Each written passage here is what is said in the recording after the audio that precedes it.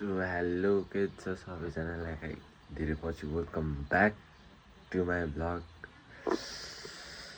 Title र thumbnail हेरेर थाहा पाइसक्नुभयो होला है आज के हुन गइरहेको छ। अब अहिले चाहिँ म रेडी हुन लागेको, छिटै निस्किँदैन थियो, 8 बजिसक्यो, त्यहाँदेखि जस्ट छुटेछु है। अब चाहिँ म रेडी हुन लागेको, मुख पनि नखाएन, रेडी भएर मुख धुएर रेडी हुने, मुख धुने, ब्रस गर्ने, हैन्डमा साथीबाट गएर आप निस्किहाल्नु पर्छ किनभने टाइम धेरै नै गइसकेको छ। त्यही हो, धेरै पछि भ्लग बनाउँदैछु, राम्रोसँग कन्फिडेन्स नि आएको छैन, त्यही पनि नो वरिज, हेर्नु होला आज कस्तो हुन्छ। एउटा दादा रेडी भइसकेको छ है, झोली ब्यागसँग। त्यही अब साथीबाट जान्छ भने उतै गएर भेटौँला। त्यो केटा अब साथी आइसक्यो दादाको, यसको लागि साइड भ्यू, अहिले फ्रन्ट भ्यू आज त्यस्तो पाकेको छ यहाँ गाउँको। ए दादा 10सँग पढेको स्कुल। हामी नि यहीँ सुत्यो राति हिजो, म उठेर रेडी भएर आइसक्यो, रेडी भएर यस्तो छ। त्यही हो, अब जाऊँ, हेर्दै जाऊँ के हुन्छ।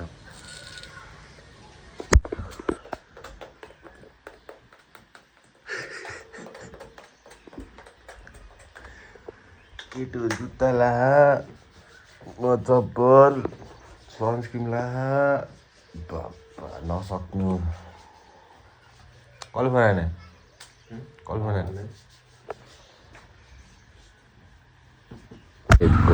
घोडा निस्क्यो। हामी यसो जान्छ भने चाहिँ नसोच है केटा, हामी उता गएर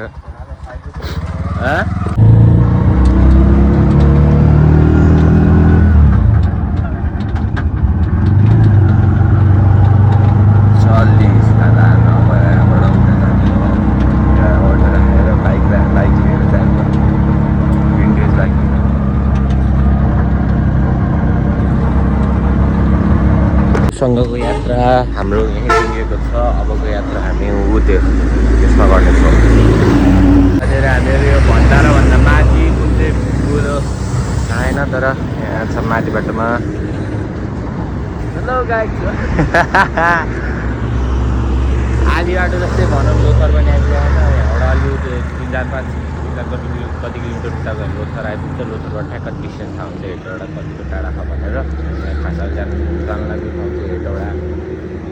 ल यसो चाट्टे काम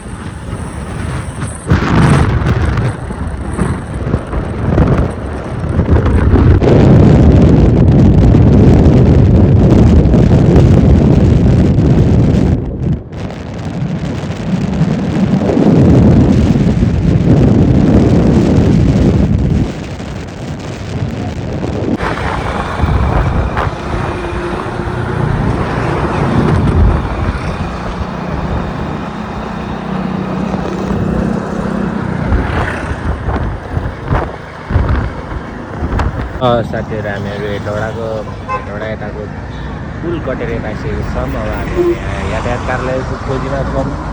यता हानिरहेछ, गुगल हानिरहेछ, थाहा छैन अब यस्तो छ है। चाक देखिसक्यो, बाइक चलाउँदा पछाडि बस्ने चाक देखिसक्यो। फेरि हामीहरू 2 किलोमिटर अगाडि आइपुग्छौँ। हामी फेरि फर्केर यही बाटो जान्छौँ हामी होइन। त्यही अब उता जानु के हुन्छ। ल भोग्लायो त्यो केटा यातायात कार्यालय आइसकेको छ। आधी जस्तो काम भइसक्यो, अब त्यसभित्र काम हुँदैछ। त्यसपछि अब त्यही फर्केपछि अब उतै चितवन पुगेपछि नै हेर्न पर्छ मजाले हो कि हेर्न भाइ यो केटा हो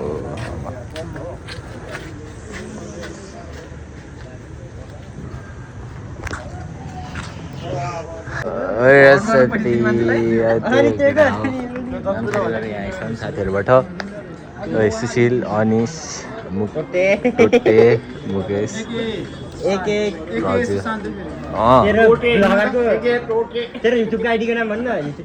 सचिन सुशान्त भ्लग उसको पनि छ है उसको पनि छ त्यो हेर्दै जानु केटा अब रेटिङ किनिसक्यो अहिले फेरि अहिले हाउसमा छिट्टै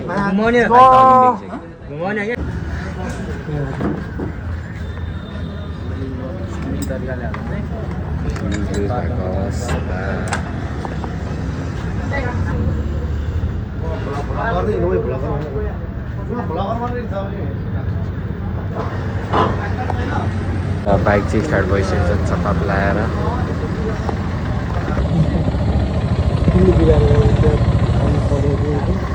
म चाहिँ साथीको बुलेट राइड हान्छु यतै आउँदै त्यहाँदेखि चाहिँ केटाहरूलाई राइड हान्छु है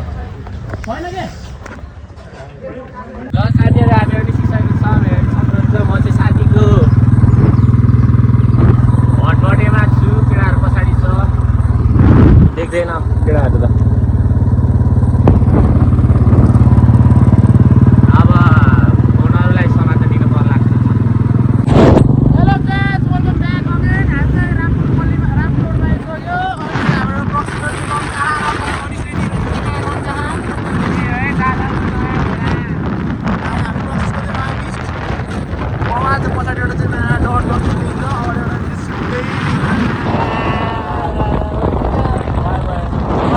दादाको फेरि यता छुट्टै स्टकमा हो अहिले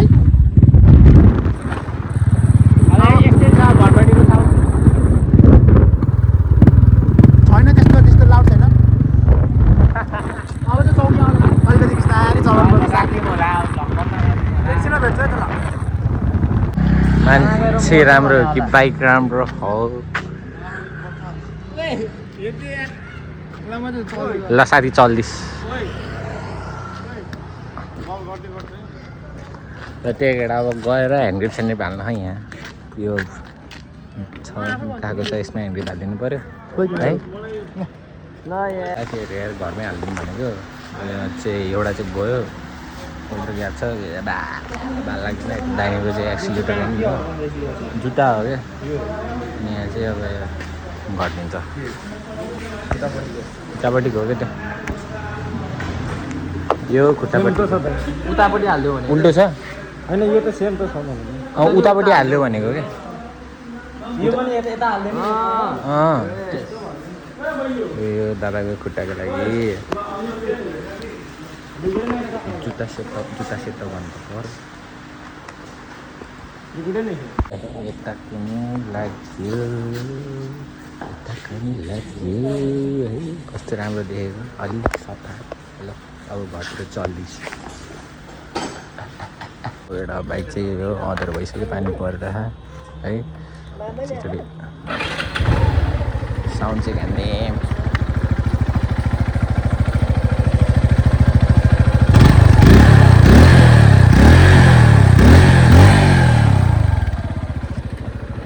सक्यो